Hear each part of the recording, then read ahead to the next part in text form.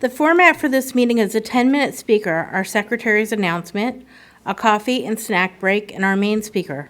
Our first speaker for tonight is Noah.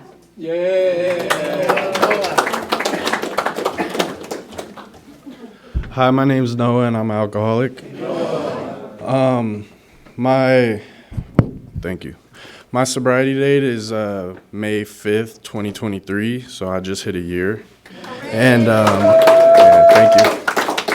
So where it started, I'm from the Inland Empire, and out there I kind of, in school, got into the wrong crowd a little bit, and started, just going to school as school was more like a socialization and where to find more people to get messed up with. And luckily I ended up getting through school and graduating, but once I did that, I didn't really have a plan for after I got out of school. I just continued to do more and more of what I was doing before, to the point where my parents were kind of like, all right, you gotta figure something out. Like, you can't just live here and doing this. You don't have a job. Like, you gotta figure something out. And I was like, all right, well, I don't need you guys, so I'm gonna leave. So and it's crazy because when I was driving out here, I realized I moved to Harbor City, which isn't that far from here. And so I was out there living with some friends and kind of just doing whatever I had to do to maintain my addiction and to pay for like my living expenses. And then that didn't last long, because then before I knew it, I was living in my car, still just doing more and more of drugs, alcohol, whatever I was doing. And I knew that I was an alcoholic because when I drink, there's a couple bags in my pocket, and then I drink more, and then I'm behind a dumpster smoking fentanyl. Like, that's just what happens every time I've tried to just drink and stop the drugs, it always ends up bad. And I went to rehab about at the age of 18 was when I went to my first rehab, and when I went there, I kind of just drifted through it with my ears closed, wasn't really listening, just kind of trying to get my parents to let me come move back in with them because I didn't want to live in my car anymore. And I did that a couple times. I did that about 8 times of just going in and out of rehab, just to calling my mom on the rehab phone, like, this time is different, I promise, I'm learning so much, And then I'd get back there and I'd last couple days, and then I'd be right back to what I was doing. And then finally they were just through with it, and they were like, all right, well, you either got to go back to rehab and stay out there wherever you go, or we just can't help you, like, we're done doing this. You got little sisters in the house, you can't be bringing this around the house. So I'm like, all right, I'm not going to go to rehab, so I guess I've done the rehab thing, it doesn't work. And so I went and lived in my car again for a little bit. And then that was kind of where everything really changed for me. I was living in this car, and the car had broken down. And luckily, it broke down right around the corner from my Connect's house. So, so I'm living in this car, and I'm just trying to look at the bright side of the situation. I'm like, at least, like, I'm right here, And so I'm doing that for like a month, and then I got to like my last $50, and I was like, all right, so this is it right here. This is the last $50 I got. All my money that I saved up is gone, and I go walk over to his house, and he's like, dude, you need to go to rehab. And I was like, dude, he's telling me I need to go to rehab? Like, damn. So I'm like, he's like, I don't want to sell you this stuff, man. You need to get some help. And then I was like, dude, well, if you don't sell it to me, I'm going to go get it from someone else. So he sold it to me, and then I get back to my car. I sit in the car, And I call this rehab, and I'm like, look, I got probably an hour worth of drugs left. So I was like, you guys got an hour to come pick me up, or like, this is it. Like, because I was at the point where I was like, I'm tired of doing this cycle. Like, at that point, death was probably my best option at that point, the way I was living. So I call them, and they come pick me up. And so I call my mom. I'm like, hey, Mom, I'm going to rehab. This is where my car is. It doesn't start, but the keys are in the car. So, like, can you take care of that? I'm gonna go take care of this. And she's like, all right. So I get out to the rehab. It feels a little different this time. And I start thriving in the rehab. Thank you. I start thriving in the rehab, and then I meet some guy in the rehab, and he brought stuff into the rehab, and then without even thinking, it's just right back to it inside this rehab. Now I'm doing drugs in this rehab, and I'm like, and I do that for about 2 weeks without getting caught, and then I go to the director's office, and I'm like, you got to step it up, dude, because I've been getting high this whole time, and like, like, you gotta get it together, because you guys are not doing good. And then so I'm thinking, like, if I'm honest, like, they're gonna send me back to detox or something, and she's like, you got 3 hours to get out of here, like, and I'm like, damn, that didn't go how I thought. And then so I end up, I just call my insurance, and I'm like, I need to go somewhere right now, and then this place where in San Clemente picks me up, and I'm going out there, and I get there, and it's a all men's Christian program. I'm like, dude, this sucks. Like, and I show up there, and they take me to an AA meeting, and I'm sitting in the back with my hood on, and I'm just like, I just don't want to be there. And then these guys, like, I introduce myself as a newcomer, which I never done, and these guys come up to me, and they're like, hey, like, I'm here if you need me. Here's my number. Call me. Like, I'll be with you if you need me. And prior to this, like, every relationship in my life was a transaction. So when these guys are just like, oh, I'll just be with you, or I'll just talk to you if you need something, I was like, whoa, bro, I don't know about that. And I think it was because, like, I was surprised because never had I had somebody say, like, I'll just be there for you without needing anything in return. Like, I don't need anything from you, I just want to see you do good. And then kind of over time seeing that, I was like, okay, maybe this is where I need to be. And I just kept sticking to it. I didn't get a sponsor. Well, I had a sponsor, but I don't think he knew he was my sponsor for like the first 4 months. And then I end up getting an actual sponsor who knows he's my sponsor, and I start working steps. And everything just started to get better. Like, not only was I sober, but I started being able to work on my emotions. I started being able to work on how I handle situations. Now, like, I sleep in a bed, and my car drives, and I have a job, and it's just like all these things that were so impossible when I was using, like, it's just I'm able to do them now, and I just can't imagine, like, where I'd be if all those events didn't happen to get me to where I am today, because I feel like I would have just been in that same cycle of just going in and out, and I just surrendered and gave it up, and I was like, obviously my plan isn't working, like, I keep ending up in the same situation, and yeah, I just stuck it through, and things started to get better, and now, like, I've hit a year, which that wasn't my plan when I went to rehab, and yeah, I'm just really blessed and grateful to be where I am today, and I want to thank Mike for asking me to come open up for him.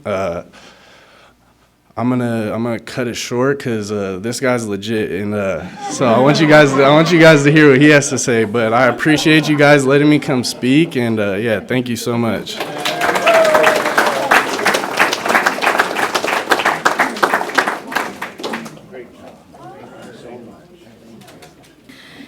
Now our main speaker will share his experience, strength, and hope with us. Please join me in welcoming Irish Mike from San Clemente. Irish Mike, very tall alcoholic. Where's Alan? Right here. I wanted to thank you for asking me to speak. I was going to get you flowers, but the light turned green.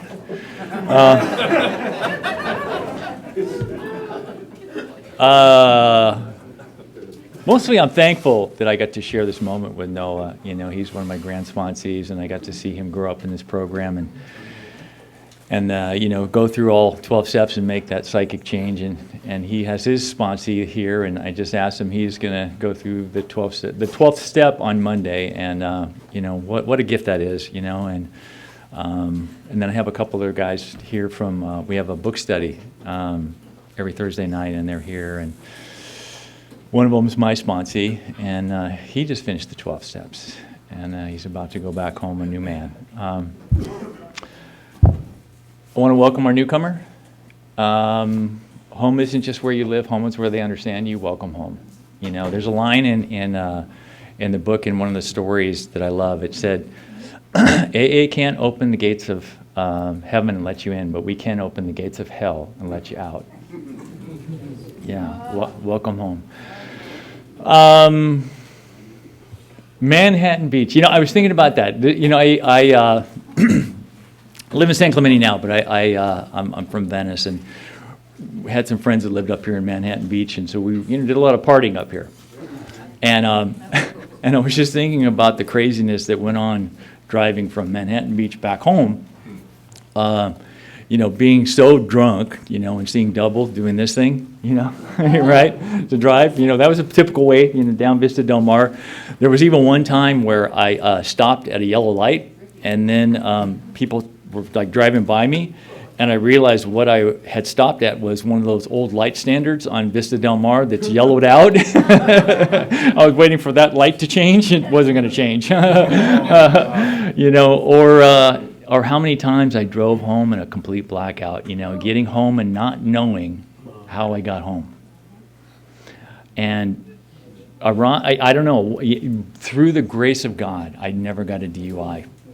And I don't cop a resentment for those people with DUIs. You know, I just think that God had a different plan for me. And I don't know if I'm going to be able to get totally into my story, but if I had gotten DUIs, it would have changed the trajectory of my whole life and career. It would have completely changed everything. And I think that God just had a plan for me. You know, he had a plan for me that I was going to come and do these kind of things. And I sponsor, you know, a lot of men, and I've sponsored hundreds of men over the year. And most of them have stayed sober, or they've gone out and come back. And I get to watch these miracles unfold, you know, in my life. And it's just such a blessing. Really early in sobriety, I heard the best definition of an alcoholic that I ever heard. There was a single father, and he would bring his his small son, to the meeting every night. And this kid grew up in AA. And at the break, I'm back there getting a cup of coffee, and this little kid's here, no more than 4 or 5 years old. And I looked down at this kid. I said, "You know what's going on here?" And he says, "Yeah, this is Alcoholics Anonymous." I said, "Okay, what's an alcoholic?" The little kid looked at me and he says, "An alcoholic is somebody who laughs and smiles a lot and doesn't drink alcohol." That's the best definition of an alcoholic I've ever heard. You know, in 37 years, that's it, man. He nailed it. You know what? So if it's okay with you guys, we're going to laugh and smile a lot and not drink alcohol. Okay? So let's get down to it. I was born and raised in Venice, where the debris meets the sea. You guys are familiar with that haven of debauchery. Yeah. I was one of 4 illegitimate children. We had 3 different fathers. We had all different color hair. We were quite the genetic cesspool. You know, I looked up my family tree and there were 2 dogs pissing on it, right? I grew up in a really bad neighborhood. It was called my family. It's interesting. When I had about 2 years of sobriety, we didn't know who our fathers were. I had the courage to ask my mom who my father was, and the first thing she says is, well, you better sit down. So I sit down, and she looks at me, and she goes, your father was a Catholic priest.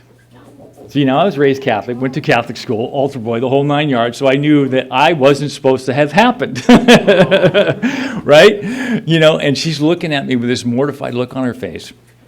But I couldn't possibly tell her what I was thinking, because what I was thinking was, Mom, you dirty little tramp, you've been a very naughty girl. It's like suddenly I was in an episode of Mari with the DNA results, Father, you are the father, right? My birth certificate was an apology letter from a condom company. So we were really poor. We were the poorest of the poor. We grew up in a very poor area. We never had a car. We moved a lot.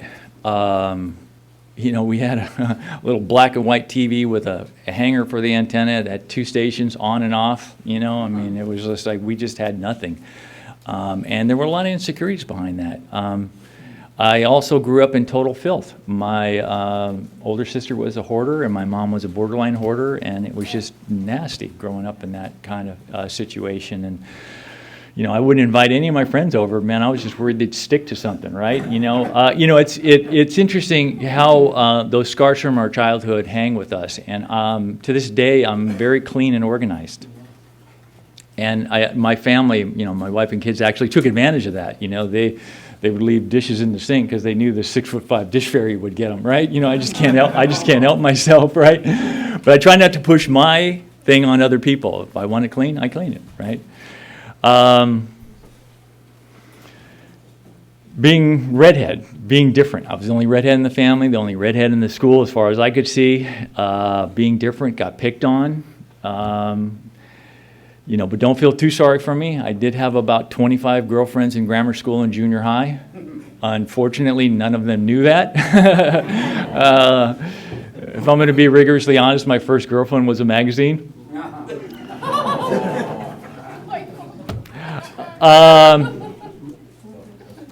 Got to tell a ginger joke. Welcome, the newcomers. we share this in common.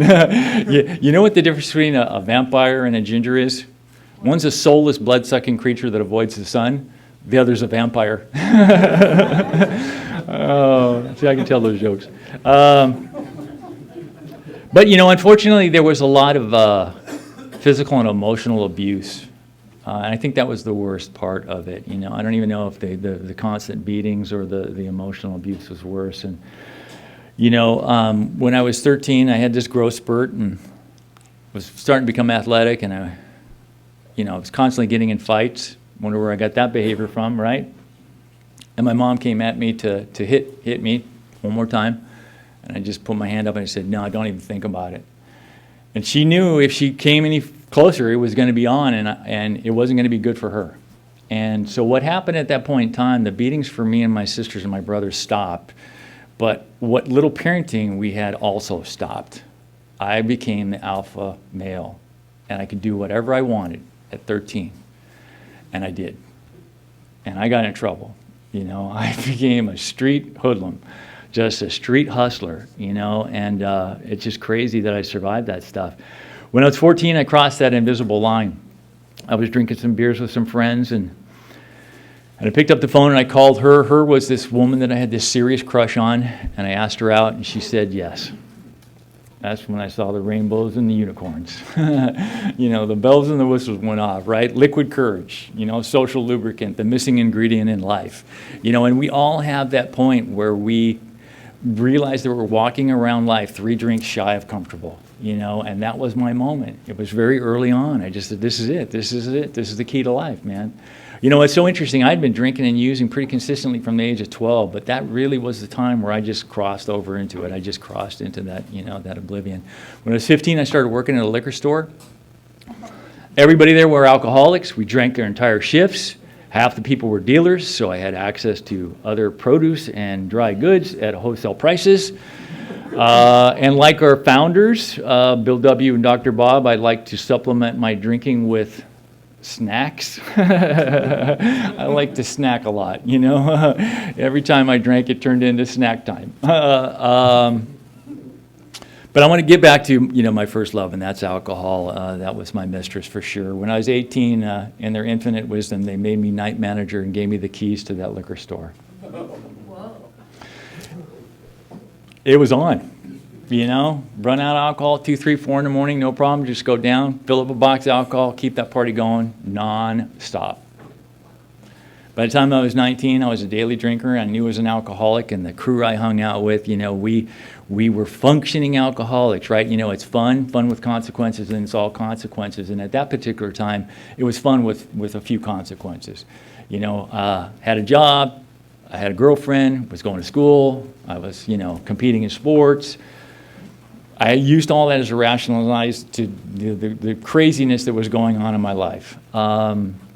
You know, what's interesting is, you know, it's funny. We used to joke about our alcoholism. You know, we would say things like, better a bottle in front of me than a frontal lobotomy. You know, drink triple, see double, act single. 1 tequila, 2 tequila, 3 tequila floor. You know, we even had like nicknames. Mine was FedEx, because if I went to party at your house, I would absolutely positively be there overnight. You know what's sad? So there was a group of, like, there was about 4 of us, but there was another guy, a 5th guy that was kind of on a fringe kind of guy. I'm the only one alive. Yeah. They're all dead.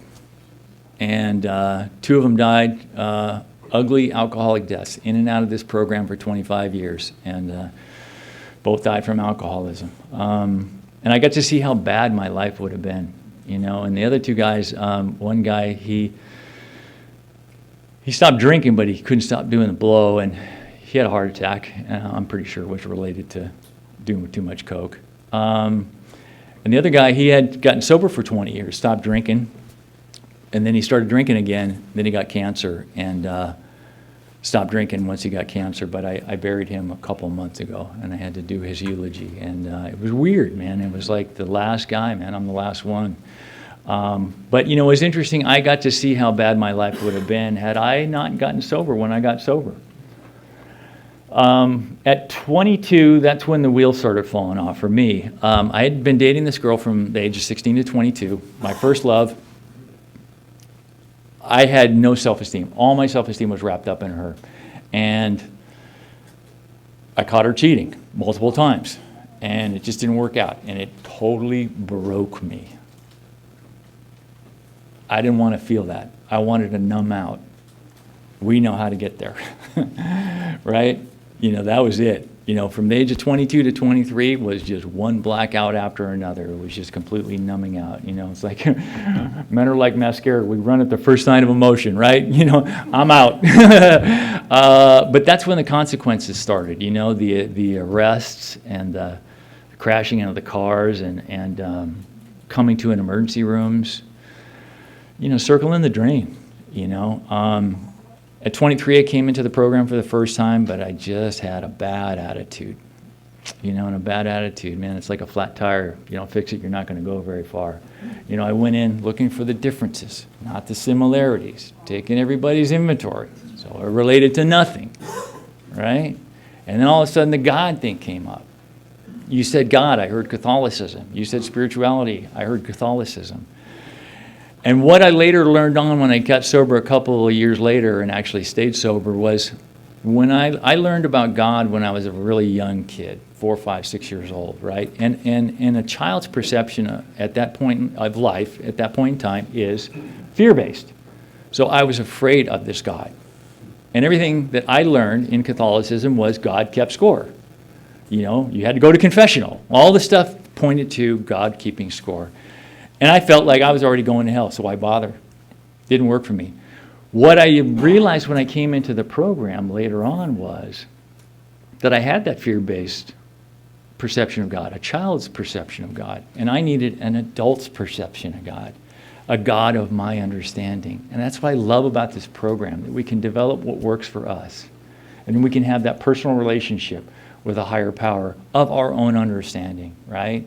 And, I now realize Catholicism wasn't broken, I was broken.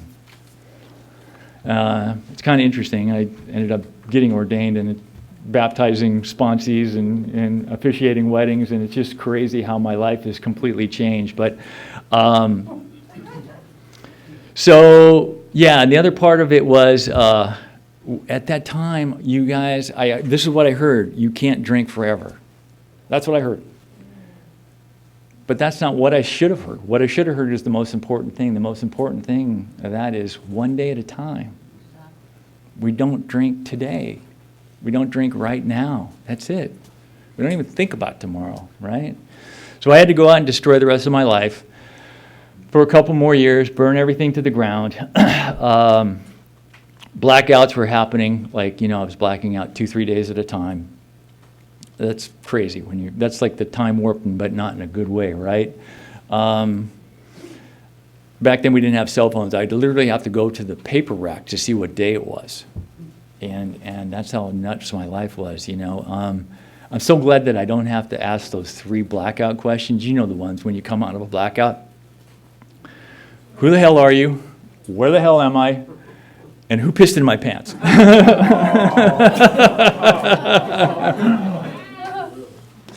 Don't tell me you don't relate. Yeah, for a long time I didn't think I was an alcoholic. I just had a urination problem. The DTs were kicking in. It's interesting, when I was working at the store and people would come into the store first thing in the morning and get that, generic vodka and the Old English 800. In my mind, I always said, that'll never be me. That'll never be me. You know what?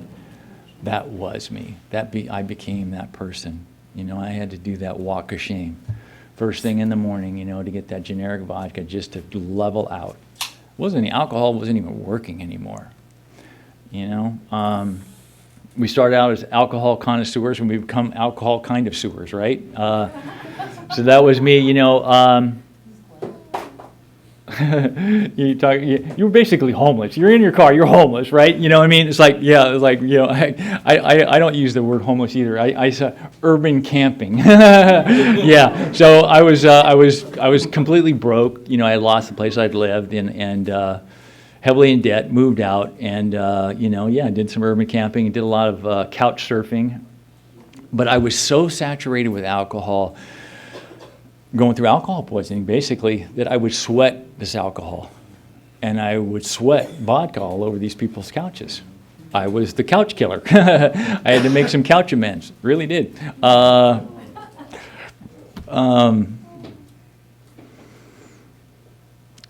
Mentally, I was losing my mind.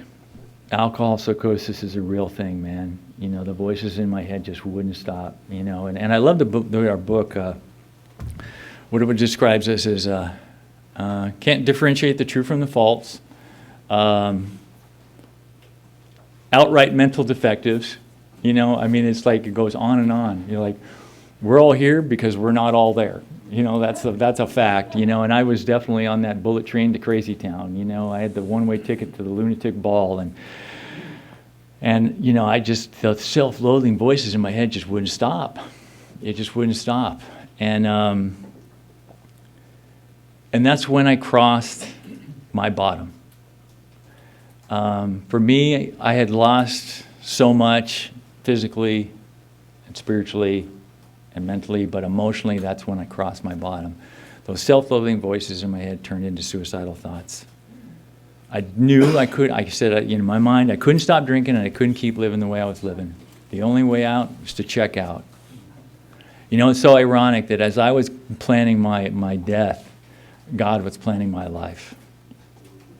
He had a different plan for me, right? And this amazing plan for me that if I didn't live my own life, I wouldn't believe it's true, quite honestly, Don't have enough time to get into everything, but maybe I'll touch on some of the stuff if I have time. But so I want to also, we got some Al-Anoners in the room. Welcome, you guys. Al-Anon saved my life. You're going to hear this why. I was dating this woman and for some time, and she had been going to Al-Anon for 4 months. And so I'm at this friend's house thinking about suicide, pick up the phone, called her to tell her goodbye. I said, I can't do it anymore. I'm checking out. I figured I owed it to her to do that. But when I got her on the phone and that first spiritual experience happened, I didn't say goodbye. What I said was, I need help. Those 3 magic words. My first spiritual experience, the first of many spiritual experiences. And of course she said, hey, I'll come over and pick you up. And I said, whoa, I've already started this thing. Let me finish. Let's do this thing tomorrow. So picked me up the next day, took me to my first couple of meetings, and she had enough program to know that I needed to do this thing on my own. All right? I can tell you 7 months and 3 weeks later, I married that woman. I wouldn't recommend that. 2 dinglings don't make a bell. 2 dead batteries don't start the car. Oh man. Relationships your first year in sobriety is like pouring Miracle Grow on those character defects, right? You know? You know what the acronym relationship stands for, right? If you don't, RELATIONSHIP. Really exciting love affair turns into outrageous nightmare. Sobriety hangs in peril. That sums it up. Oh boy. They're going to have a new reality show dating the first year in sobriety. You know what they're going to call it? World's Deadliest Catch. Here's the crazy thing, guys. We're still married. You know, she had a strong Al-Anon program. You know, I dove right into AA, and we grew in parallel tracks. And we didn't make each other our higher powers. We made God and our individual programs first, right? And we were able to have this amazing life, right? And be supportive of each other and to raise children in a 12-step home. And, you know, I married Mrs. Wright. I just didn't know her first name was Always. Let me tell you guys, there's only 2 ways to argue with a woman. Neither one works. This will sum up my relationship with my wife. So a few years ago, we were going to go to the rescue to get a dog. She walks by the cats. She falls in love with this old cat that no one wants to adopt. I want a dog. She wants a cat. So we compromised. We got the cat.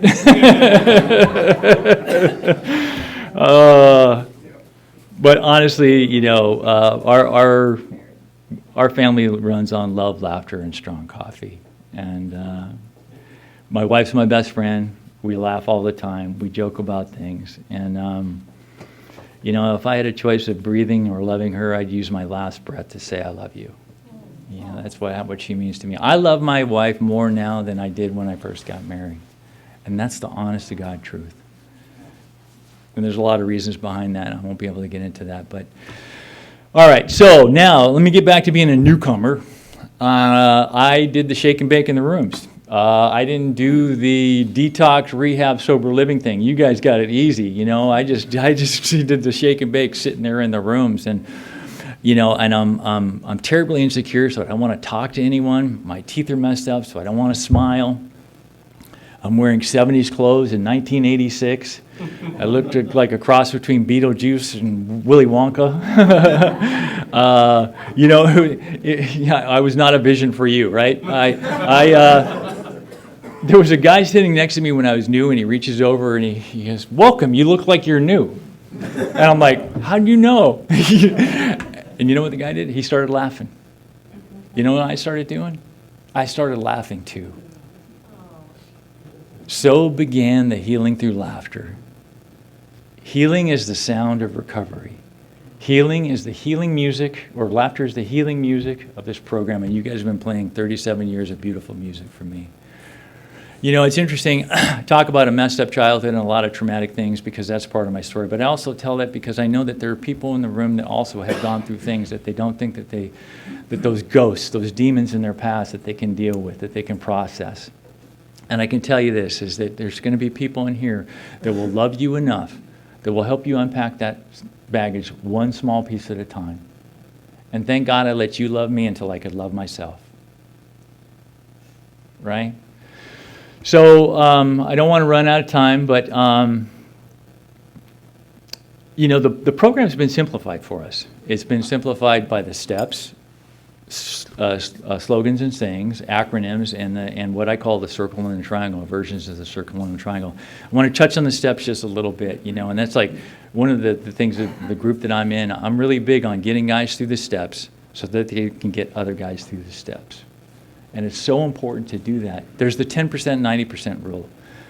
Your sponsor can give you 10% of what you need to know. The other 90% comes when you take other people through the process.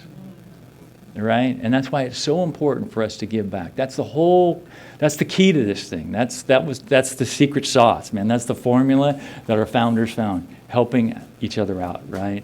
And I would say expand that to life in general. Help everyone in life. Build your spiritual bank by helping others, period, in life.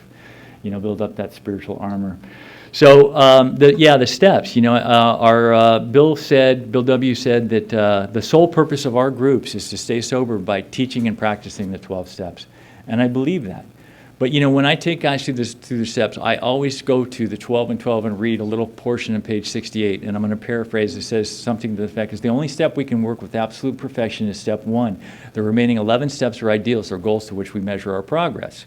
Right? So it's not a homework assignment. It's not a checkbox, right? It's a process. It's a journey. It's not a destination. As you grow and evolve as a person, the steps, meaning and understanding of those steps will grow and evolve in you. The third step that you did in the beginning will be completely different in 5 years, 10 years, 15 years, 37 years. Absolutely. And all we have to do is just quit fighting. Open our heart to this new way of living and this new thought, and to become the person that you were always meant to be, right? Our ego seeks the destination, our soul seeks the journey. Your ego is not your amigo, right? My sponsor says, ego is the anesthetic that numbs the pain of stupidity. Take a walk with God. He'll meet you at the steps. What I'm going to do now is something that you maybe have heard what I'm about to say, but maybe you haven't heard it packaged this way. And it deals with the circle and the triangle. Versions is the circle and the triangle. And I don't know if they did this on purpose, but there's a lot of 3s in our program. And if you're feeling squirrely, check your circle and the triangle, right? And the first one is, it's the 3 legacies, unity, service, and recovery, right? What's unity? We go to meetings and we fellowship, right? What's service? We take commitments and we help others. Recovery, the 12 steps and the 12 traditions. The steps tell us how it works. The traditions tell us why it works, right? The steps protect us from a drink. The traditions protect AA from us. My first sponsor used to drill in me the next 3. It's referenced on page 98, and it says, burn the idea in the consciousness of every man that he can get well regardless of anyone, the only condition being trust God, clean house, help others. Right. Trust God, steps 1, 2, and 3, and 11. Clean house, steps 4 through 10. And why is steps 4 through 10? That's those spiritual blockages in our life. And on page 64, it kind of references it, right? As you get into your 4th step, it says, though this decision was a vital and crucial step in our recovery, it have little lasting effect and was followed at once by a strenuous effort to face and rid of those things that blocked us. Those are spiritual blockages. And by the way, when does it say? When do you do it? At once. What's the definition of at once? Immediately. It's like, what do they say about the 4-step? It takes 4 months and 4 hours to do it, 4 months to agonize over it, and 4 hours to actually just sit down and do it. And then helping others, right? And that's the 12th step. And our book references that throughout the book. One of my favorite things is on page 20. It says, our very lives as ex-problem drinkers depends on our constant thought of others and how we may meet their needs. And then the beginning of working with others, it says, practical experience has shown that nothing so much ensures our immunity from drinking as intensive work with alcoholics.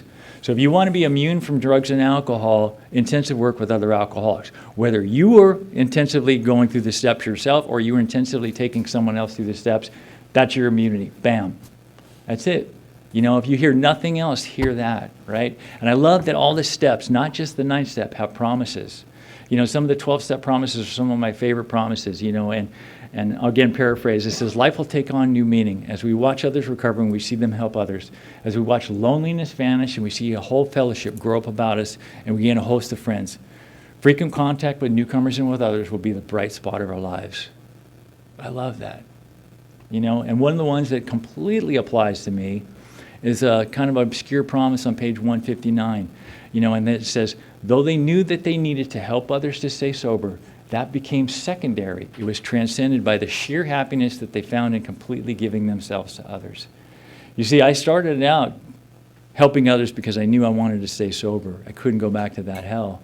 But now that I've been around a while, it's transcended into something completely different. The road to my happiness is paved by helping others. I know this for a fact. I have lived it. When I feel lazy, I just play the tape in my head. Quick fix, go help someone. Connect with a newcomer, you know, do that kind of stuff. So what else is there? The nature of our disease. Allergy of the body, obsession of the mind, spiritual malady. You know, what's the allergy of the body? An allergy is defined as an abnormal reaction to a foreign substance. Our abnormal reaction to a foreign substance is we drink, we can't stop. Abnormal reaction. My wife, she's a normie. Orders a glass of wine, drinks half of it, says I'm feeling it, stops. Pisses me off every time. I'm pretty sure she just does it to annoy me. You know, if I could drink normally, I'd wake up early every morning and start drinking.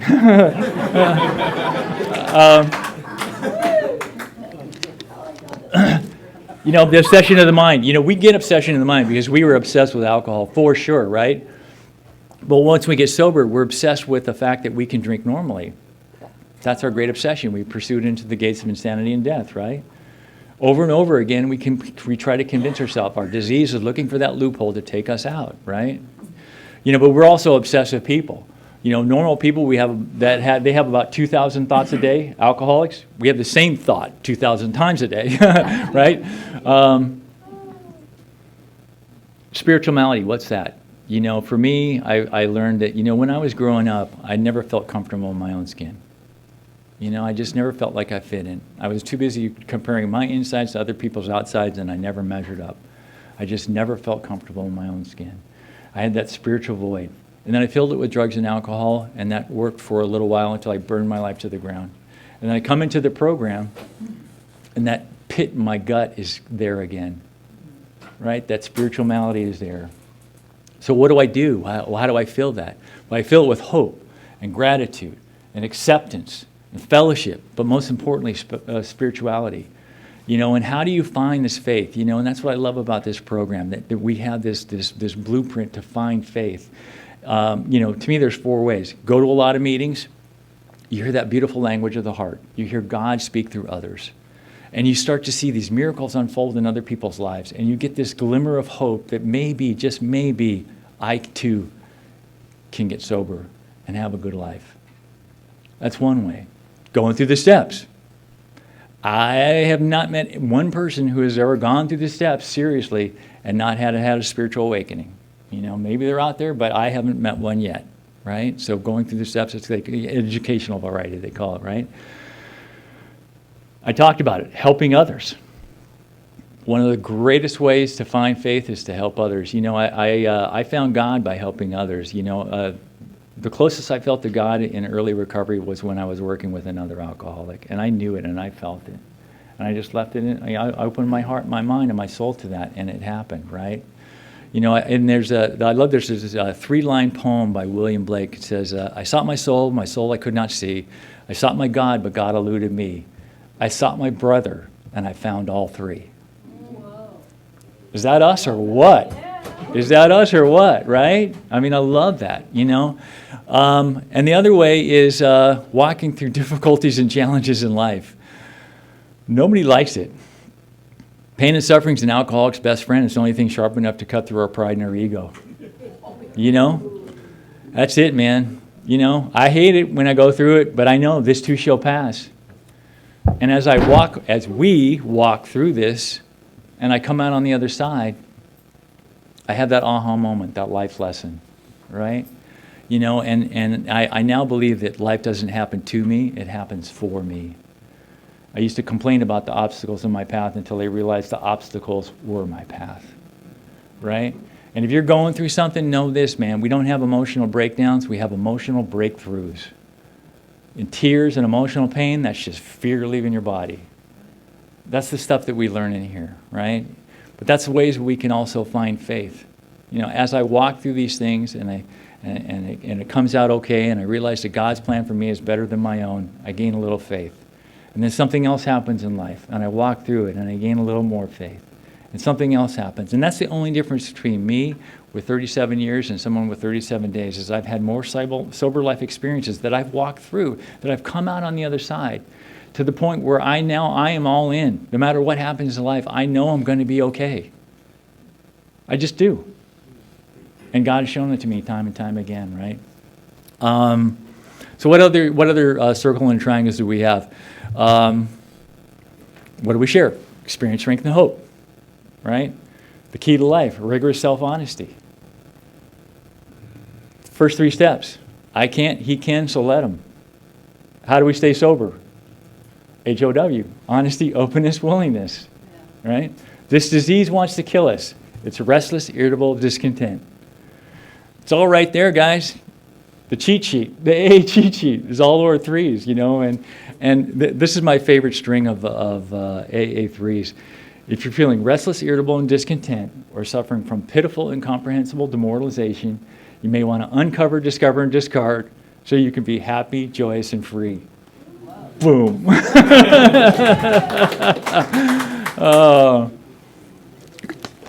So I got 9 minutes, and I didn't want to leave you guys hanging with dear old dad. So I called the Catholic Church after I found out, and unfortunately he had passed away 3 months earlier of cancer.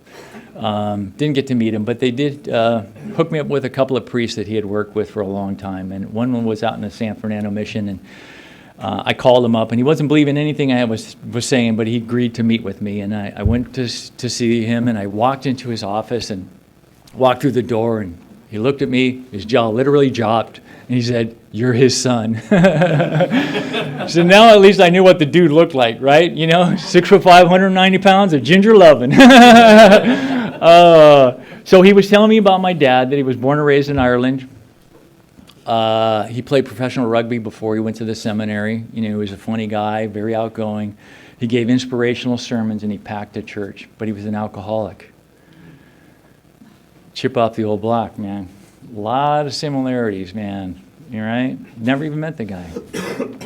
The next priest, he had left the priesthood as an older man and gotten married and had some kids, so his perspective was a little different. And we spoke for hours, probably 4 or 5 hours.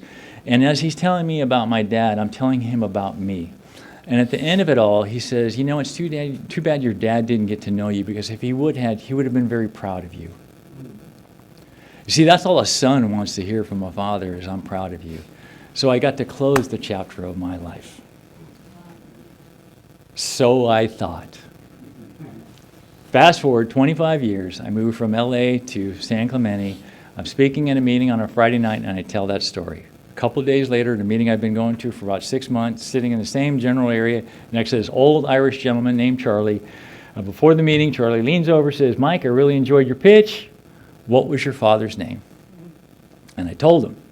And he goes, "Oh my God, I knew him in Ireland. We grew up together." They were even related through marriage. They had played professional rugby together. They were so close that my dad helped him immigrate to the United States. And he was there in 1947 when my dad said his first Mass in the Catholic Church. That's when you become an official ordained priest, when you say your first Mass. And they gave out this commemorative card back in 1947. And Charlie reached into his wallet and says, "I've been saving this for 65 years, but I think it belongs to you."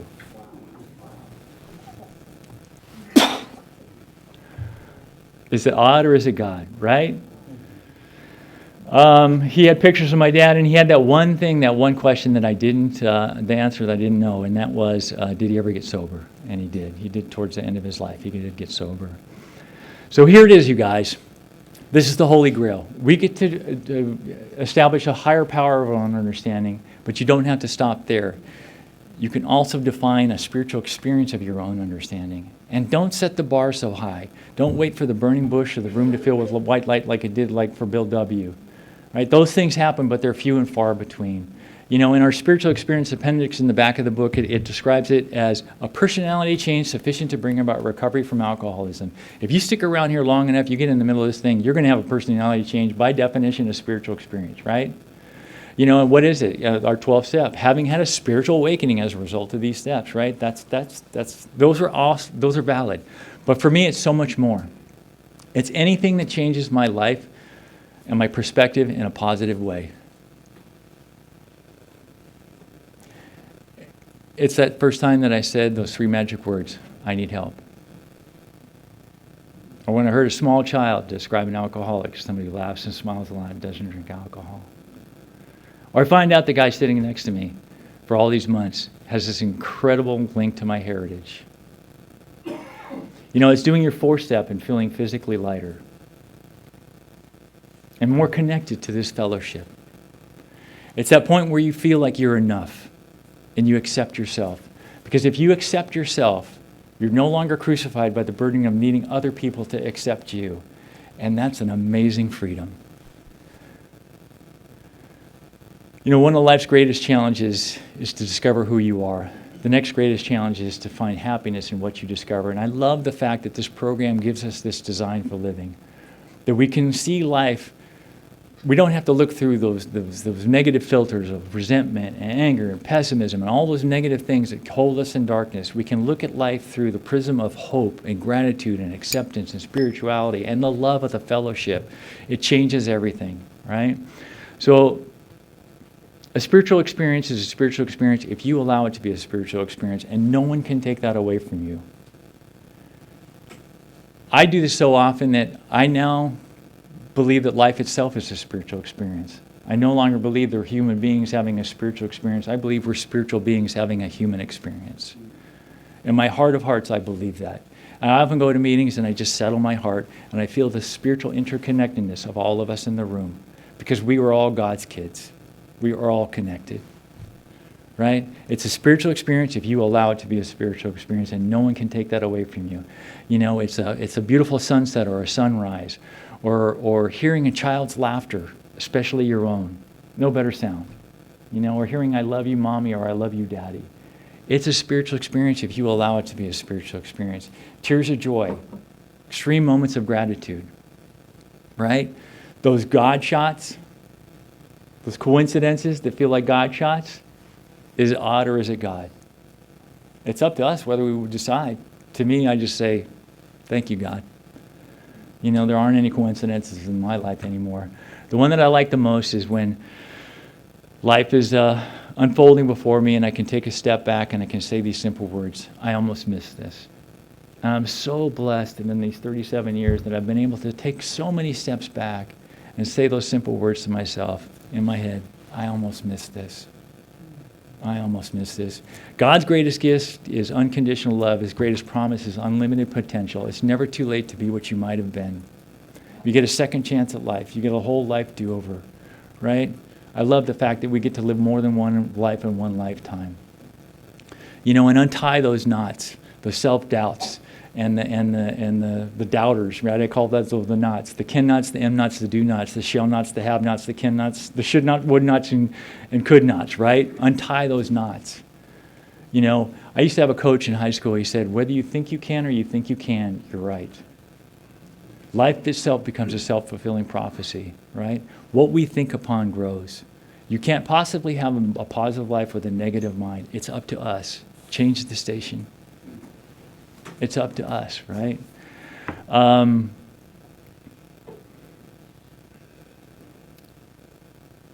going to close. I got a minute. I'm going to say what we're allowed to do in here is live our dreams. And I hope that you make your dreams bigger than your fears.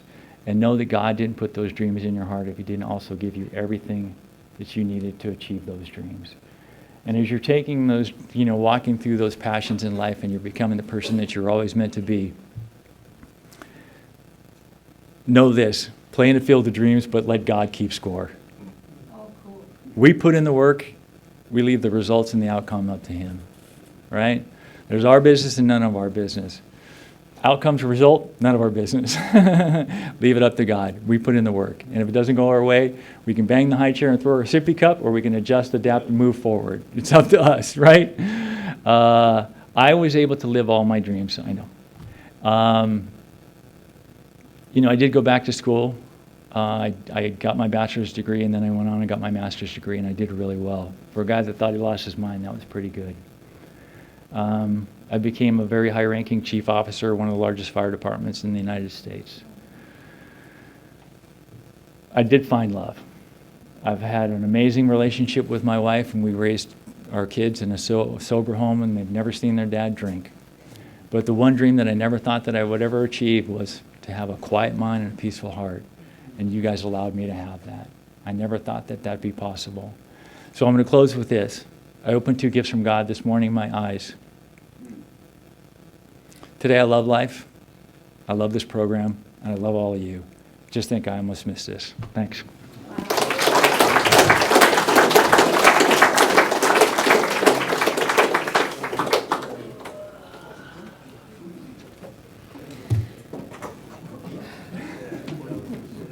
I would like to thank